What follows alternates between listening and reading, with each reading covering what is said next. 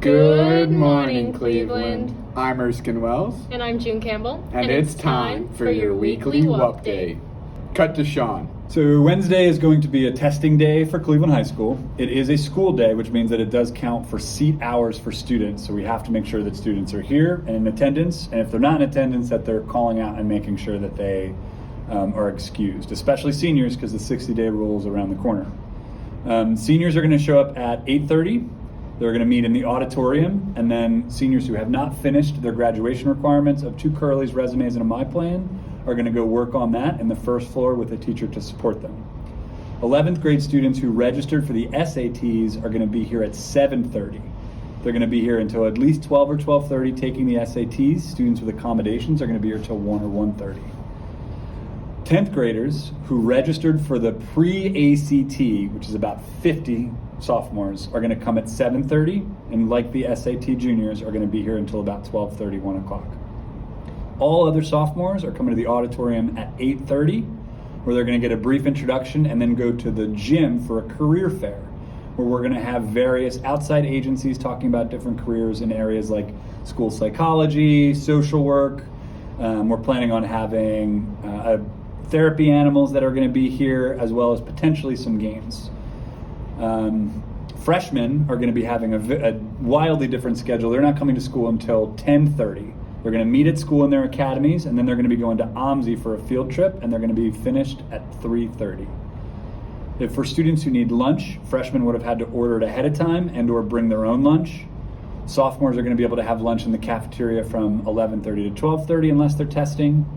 And seniors are going to be able to have lunch from 11:30 to 12:30. Super weird day. If you have any questions or concerns, just email me directly.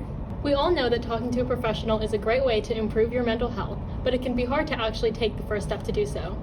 That's why it's so great that we have a confidential advocate right on campus. If you need help, their office hours are 12 to 4 on Tuesdays and Thursdays in room 237. Seniors, if you want to walk at graduation, stop doing drugs and crime. Boo. Our incredibly talented theater team has put together a play for the community by the community. Come by any night, Tuesday to Friday at 7 to see the When Jack Met Jill play. Students, are your parents interested in joining the dark side? Proctors are needed for the IB exam on May 2nd to 19th.